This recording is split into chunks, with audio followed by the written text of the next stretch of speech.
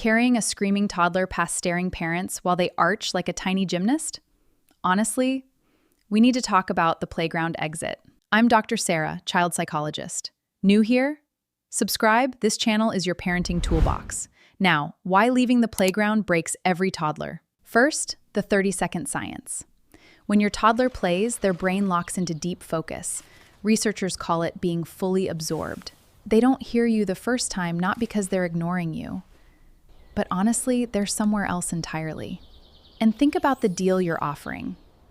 Leaving the playground means trading the best part of their day for a car seat. From their side of the stroller? That's a terrible deal. You know what? They're not wrong. Here's the interesting thing. A toddler's brain can't switch activities on command. It needs a ramp, not a light switch. Every meltdown at the gate is just a brain that got flipped instead of ramped. So here's the method. I call it the victory lap. 4 steps, about 3 minutes total. Step 1, the countdown.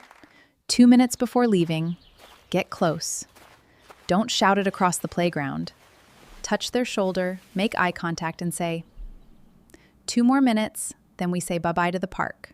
Then a 1-minute warning. Same words, every single time. They can't read a clock, but they learn your ritual fast.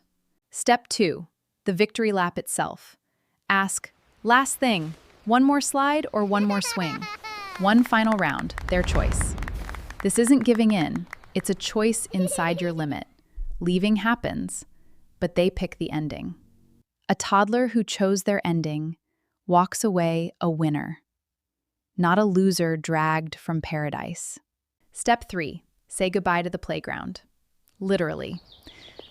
Bye-bye slide, bye-bye swings, see you next time. Wave together. It sounds silly, and it works like magic. A goodbye ritual gives their brain closure. And next time tells them the playground isn't disappearing forever. It's just paused. Step 4. On the way out, talk about what's next, not what's behind. When we get home, crackers or a banana? You pick. The brain follows what's in front of it. Now, the mistake that breaks everything, the bonus round. They cry at the gate, and you say, okay, 5 more minutes. I know, it feels kind. But here's what their brain records. Crying at the gate adds playground time. Every time you fold, tomorrow's protest gets louder. You're not buying peace, you're renting it. The warning happened, the lap happened, the goodbye happened. Now we go. Kind face, moving feet. And when tears still come, don't argue with the feeling. Name it, keep walking. You're sad to leave. You can hold the boundary and their feelings at the same time. That's the whole art.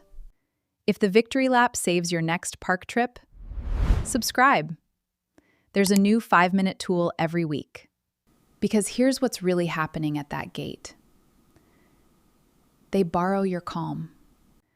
A parent who leaves the same way every time becomes the most predictable thing in their world. And predictable means safe. One honest note.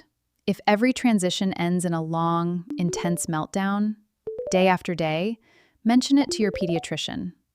So tomorrow, countdown, victory lap, wave bye-bye, build the bridge. The battle was never about the slide. It's about how endings feel. Teach them endings can feel safe. And you've taught them something for life. Next week, what your toddler actually hears when you say, good job. I'm Dr. Sara. Go enjoy the park, both of you.